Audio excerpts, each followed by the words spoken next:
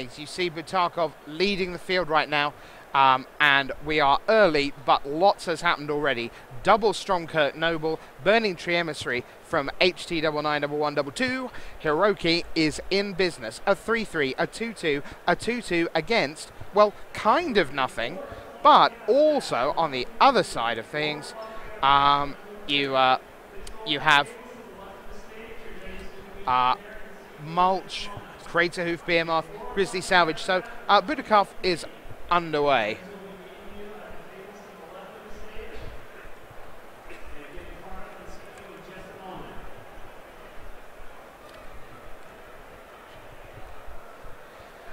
Three, 2-2, 2-2.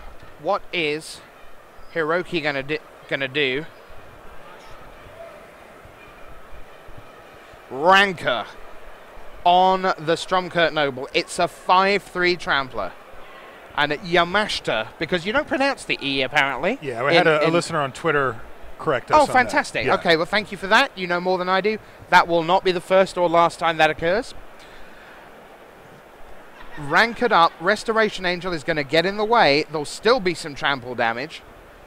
You'll still see a Rancor returning to hand. You'll still see counters going on.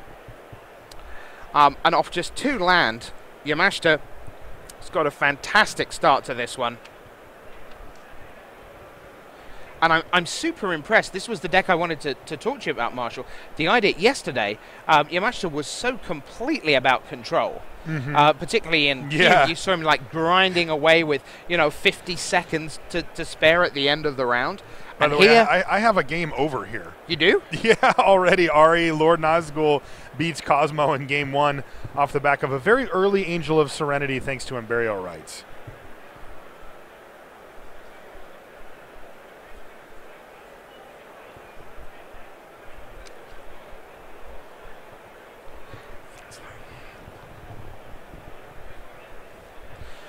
Burning Tree Emissary in, Rakdos Cackler. Comes down, Rancor it up. The pressure's still on Butakov. He's down to 6. Remember, he lost his first round. He's looking for 4 points. Now, 1, 2, 3, 4, 5 Unburial Rites. I'll have a Crater Hoof Behemoth, but what was there to go with it? Absolutely nothing. And it's just a 5-5. That's...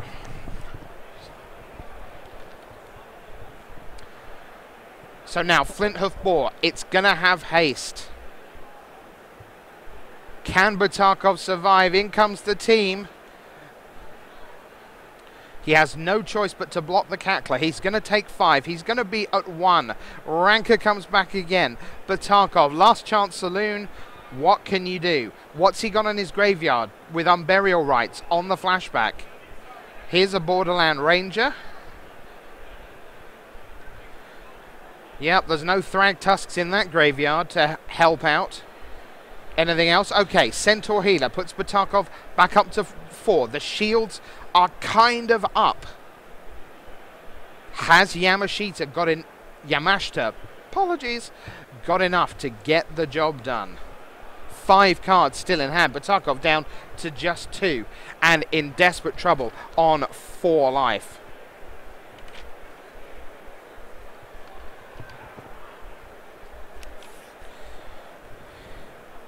Flinthoof Boar, Burning Tree Emissary, and now here's Searing Spear.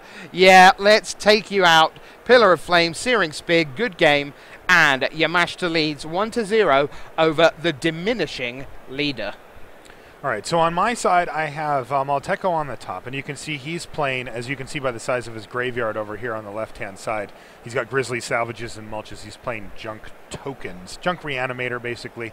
And on the left, though, we have that interesting control deck that we talked about from Oscar. He's playing red, white, black control. He's got a Boros Reckoner. He's just resolved Slaughter Games, naming Angel of Serenity.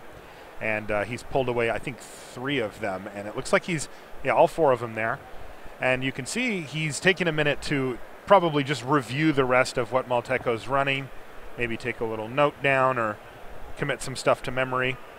It's one of the advantages to cards like Slaughter Games.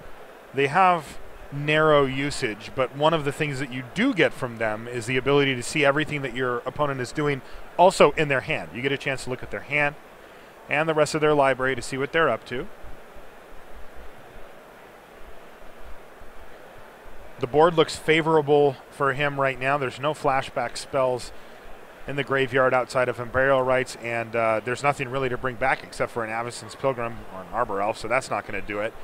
Boros Reckoner certainly is the best creature on the board right now, although I will say that Malteco has 3 cards in hand and a bunch of mana when he gets to untap, which is what he's doing right now. Just want to mention this match we're watching with you, Marshall, is huge because Melda is on 35, Oscar Jones on 27. They've both lost their first round. So if either of them lose this, they will then only be able to get a maximum of 10 points from Standard, and that should almost certainly not be enough to see them into the top 2. So this is almost like an elimination match for these two. Okay. Olivia Voldaren for Oscar means that this Gavany Township is going to have to do a lot of work. He's going to be able to get it pretty far ahead of what Oscar's going to be able to do, as Oscar only has 4 mana available. Can only ping twice, so if he activates it right now, he can get those counters on. He does just that, so he's got 2 3/3s now, and they're out of range of Olivia Voldaren. Another land for Oscar. He's deciding if he wants to play that Sacred Foundry tapped or not. One thing that you guys will note here as well is that I've changed one of the settings. You can, on the beta client, this is the red zone. This is where the attacking creature goes. You guys have seen that appear during combat. If you prefer, you can also just have it stay the whole time. There's still a little bit of movement with the cards, but not as much as otherwise. I just wanted to give you guys a look at that, as it is an option. All right, Orzhov Charm takes out an Arbor Elf, and as we can see, both guys enter the red zone. That's 3 damage, plus another 3 damage, drops Malteco down to 10. And along with 2 Lingering Souls tokens, things are looking pretty good here for Oscar.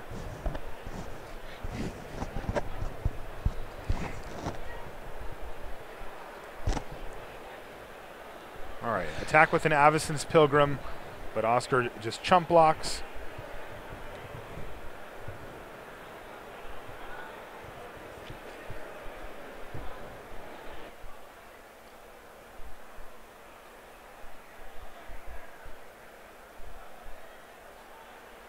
Obsidian Ghost Council now for Oscar. Pyromaniac, that's going to drain his opponent for 2, and man, we see the big spirit here.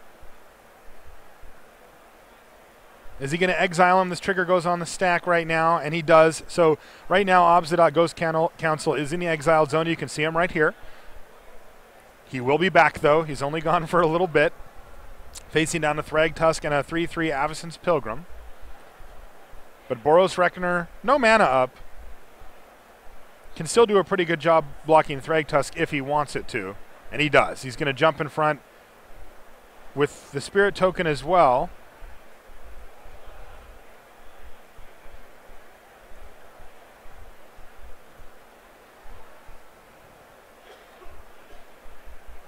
This way he can play around Gavany Township activation.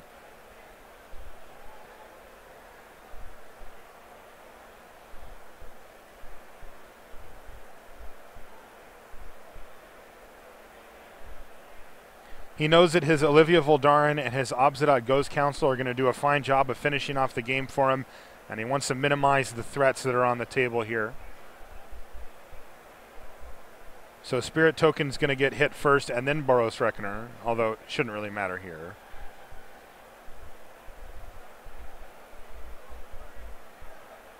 In fact, that means that Boros Reckoner is actually going to be taking 4 here.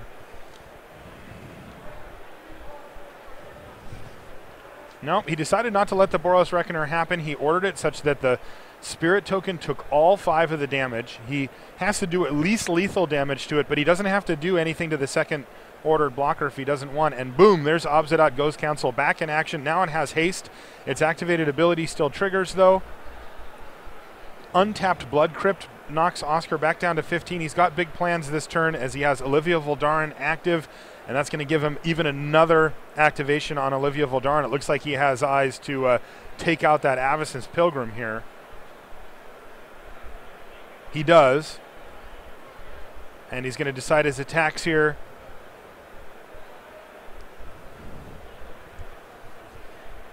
So far, just Olivia Voldaren.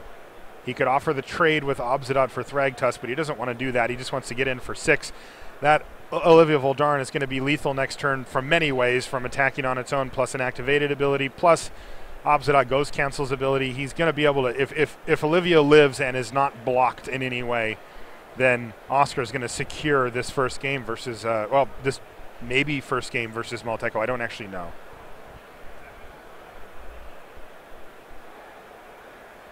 Boros doing his, Boros Reckoner doing the best impersonation of a stop sign that he knows how to do here.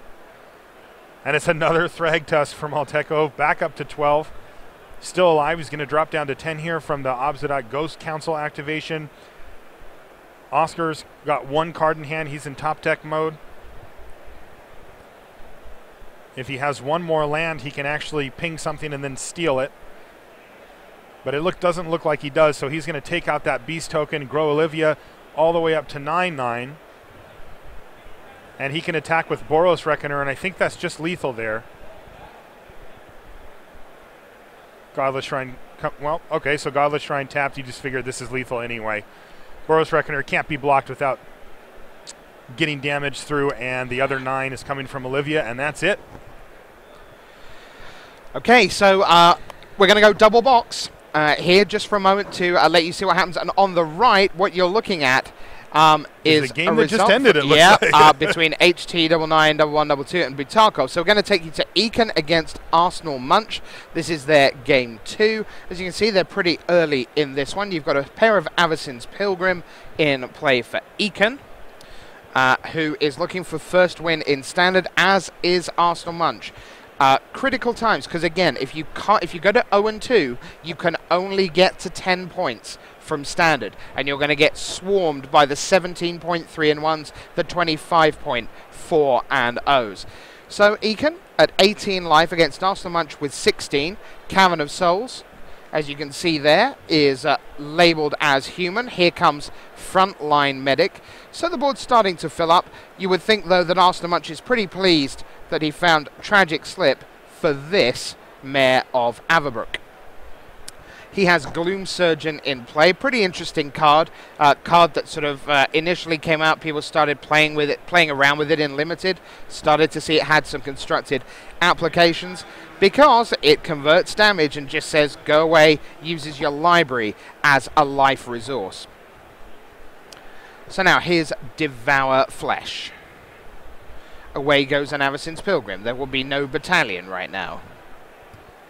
Eakin, 3 cards in hand, already has double Kessig Wolfrun in play, along with the David Palumbo Art Stomping Ground. There it is in all its glory.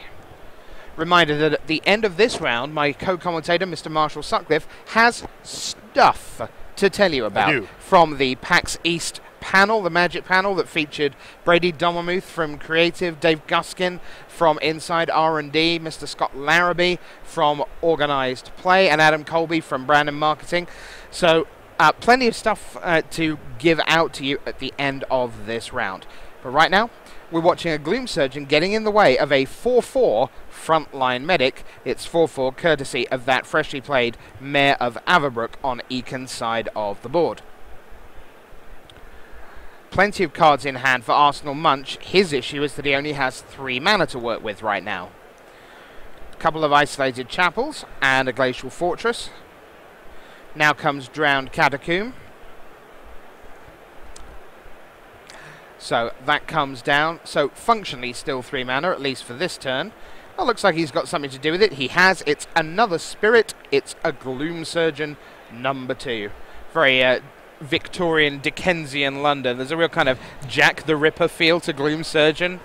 You know, it does look like he's right? got his little bag of like, utensils are there. Yeah, you know there's duct tape in there somewhere.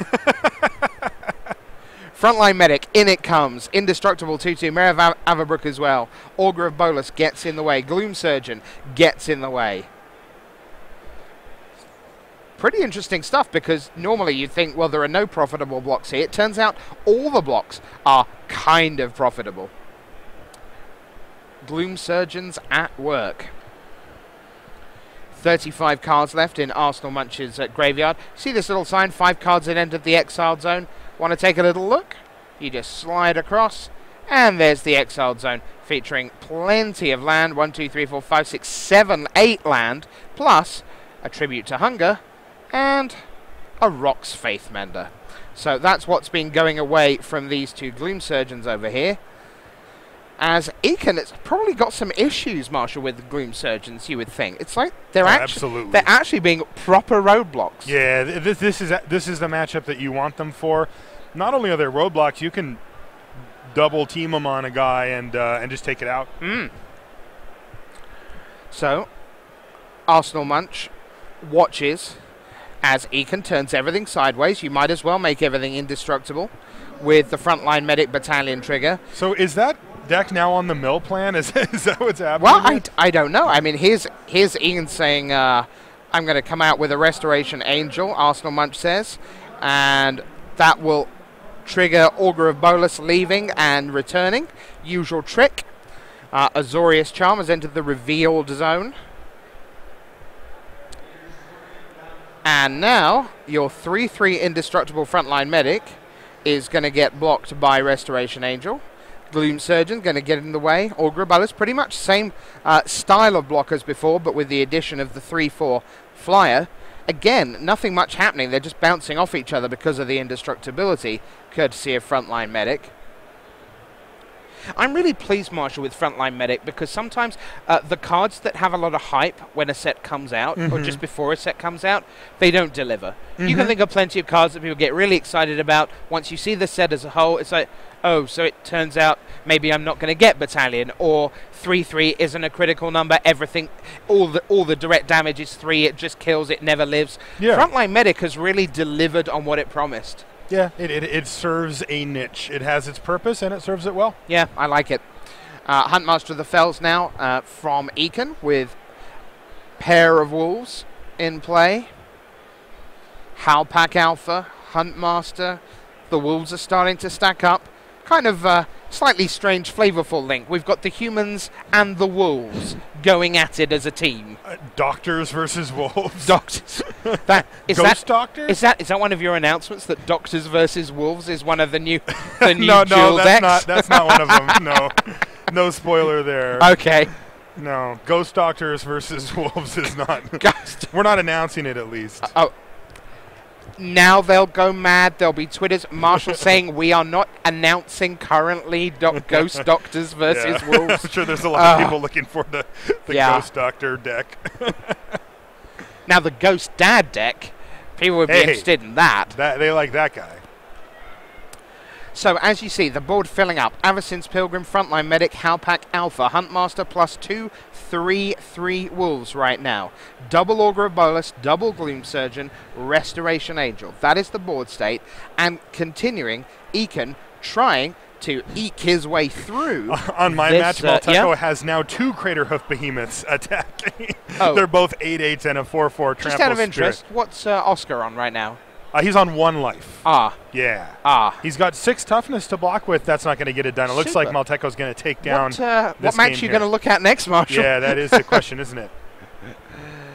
So, Eakin at 21. Arsenal still at 16, thanks in part to using his library as a life resource via those Gloom Surgeons.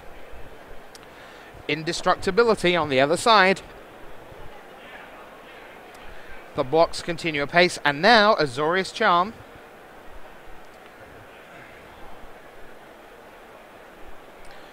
So, Arsenal Munch in pretty good shape here, despite what is an excellent board on the other side. And now, more cards enter the exiled zone. Arsenal Munch down to 24, air quotes, life in the form of his library. Some point, of course, he chooses just not to use the Gloom Surgeons, but that puts the advantage thoroughly with Eakin.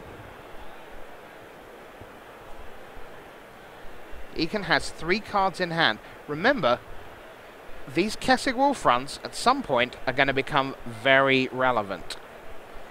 I'm witnessing some Kessig Wolf running here by Reed Duke on the other screen as well. He's playing against Sam Party, and it's interesting. We saw Kessig Wolf Run versus Nephalia Drownyard earlier. Now it's Wolf Run versus Vault of the Archangel. So these lands seeing a lot of play here in Standard. Now, this match is huge for Sam because if he can win this one, he will go to 10 points here and will then set up 2 opportunities to get at least 17, and potentially it gives him the chance to sweep and get the full 25, which may very, very well be enough to see him in the final 2. Yeah, he was already, in 5th place coming in? Yeah, that's right. So a sweep today seems like a pretty good spot for him. Yeah, so this is a very big game for him. Yeah. But we are now about to wipe the board with a supreme verdict. It can't be countered.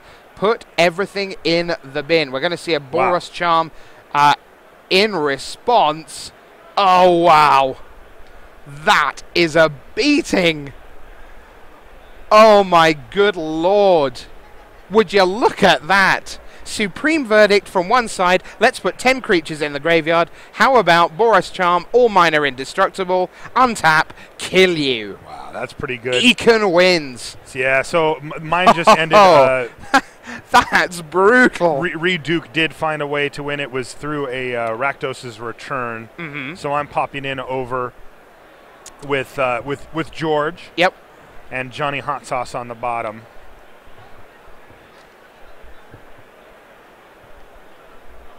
It's Andrew Shrout.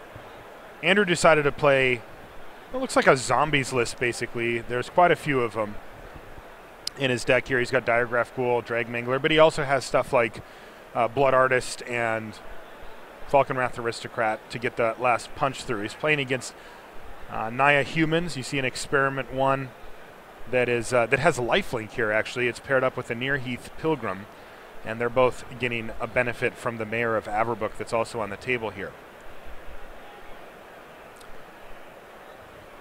So Eakin is a winner over Sean McLaren. Yamashita, a winner over Dmitry Butakov by 2-1. So Butakov still has no points in Standard, and his overnight lead is rapidly vanishing. And he can only get 10 more points, even if he wins his last 2 matches. Huge test of resolve, whether his potential 52 points could be enough. What else do we have? Malka wins by 2-0. All right, I'm told that this is game 3 here between George. What do you reckon the score is then? I'm going to guess 1-1. Okay.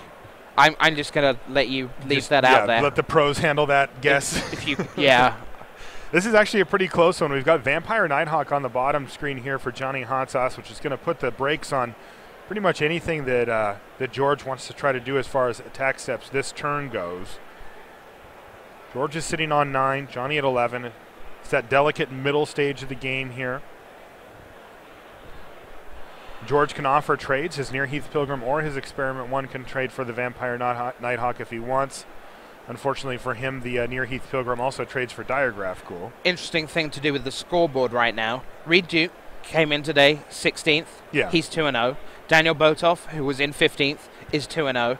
Andrew Shrout won his first and is here as Johnny Hot Sauce, looking to go 2-0. It's like the people at the bottom, they went home last night and went, I'm damned if that's happening to me tomorrow. I'm coming back, and I'm going to kick some Standard butt. Yeah, I think you're right. All right, another Mayor of Averbrook. No, he is not legendary. Enters the battlefield, making the Experiment 1 a 4-4 and the Nearheath Pilgrim a 4-3. And he is going to attack with both of them. So he says, sure, your Vampire Nighthawk is going to get eaten by one of these guys, or you're going to take 8 and go to 3. We go into blockers. Nighthawk jumps in front of the Nearheath Pilgrim. Experiment 1 only actually has 1 counter on it. He can't regenerate it. It is a 4-4, though, thanks to the dueling Mayor of Averbrook's there. And that trade happens. So that's going to bring Johnny Hot Sauce down to 9, even after gaining a couple life off to his Nighthawk. Even deal there. And your Heath Pilgrim hits the bin.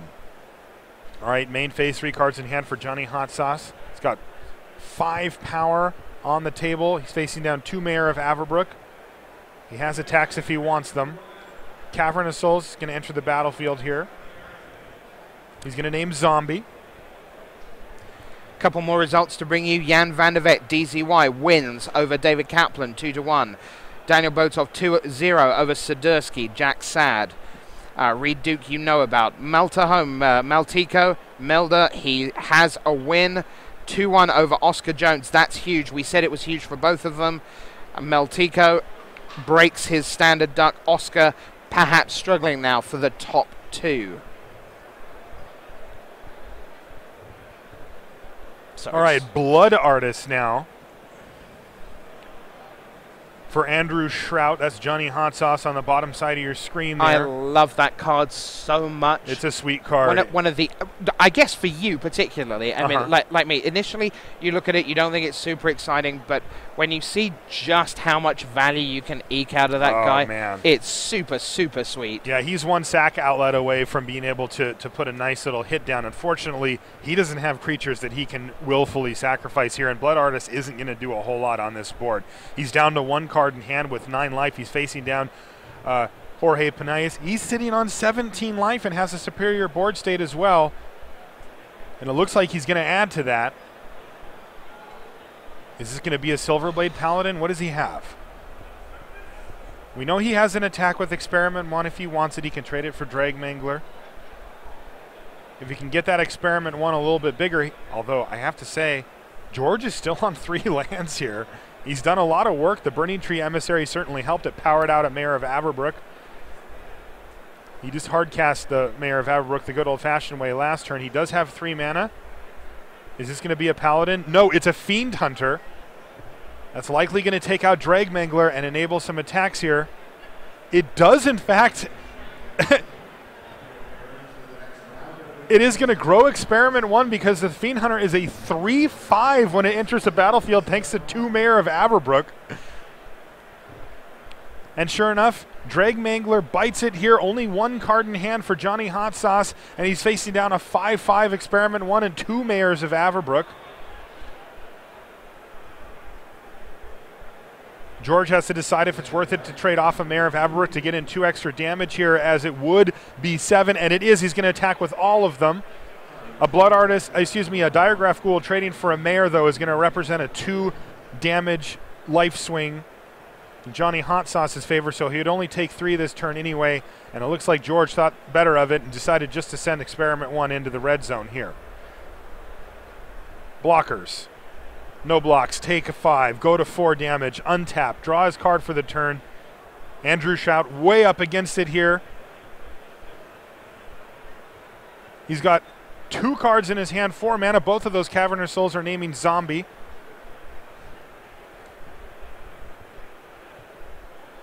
Diagraph Ghoul, unfortunately it is a zombie. It just came out of the ground. It's still kind of flopping around. It can't block right now. And he just has to pass a turn back with that 1 card in hand still. Things are looking really good for George to win this match right now. His opponent's only at 4 and only has 2 blockers. He's going to send everybody into the red zone now. Attack, attack, attack, attack. Experiment 1 must be blocked here.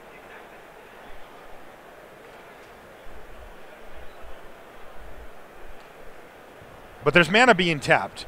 Brimstone Volley is going to take out a Mayor of Averbrook pre-combat. Or excuse me, pre-blocks. Or will it?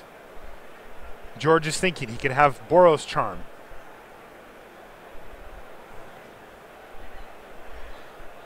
Brimstone Volley on the stack. It's targeting Mayor of Averbrook. That would shrink down Experiment 1 to a 4/4. That would shrink down the other Mayor of Averbrook to a 1/1. Fiend Hunter would become a 2/4. That potentially allows Johnny Hot Sauce to survive the turn here, though he still has a lot of work ahead of him, even if he does. Oh, mana's being tapped.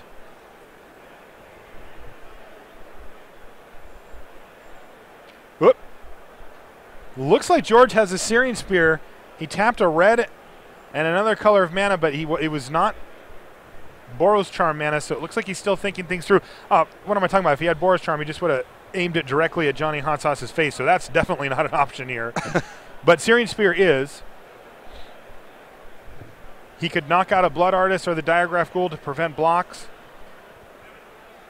But it looks like he's deep in the tank here. He does not want to make a mistake at this critical stage in the match, and he's taking his time to make sure that he does this right. Sure, you'll be delighted to know that at the end of this game, I have the standings according to the comedy math moment with your host, Rich Hagan. Okay. Where I it tell is Syrian Spear. Hold on a second. Yeah, yep. Not to interrupt you, but it is going to take down the Blood Artist, so he's going to get one trigger on that. That's going to bring Andrew Shroud back up to 5. Brimstone Volley is now going to take out Mayor of Averbrook, and everything shrunk down. So George decided he was okay because, as it turns out, there's no good blocks for Johnny Hot Sauce here anyway. He's going to be taking 3 damage. It's going to drop him down to 2, and he has to chump block with Diregraph Ghoul, setting up George for the win next turn. He even has another Experiment 1 to add to the board, which is also lethal.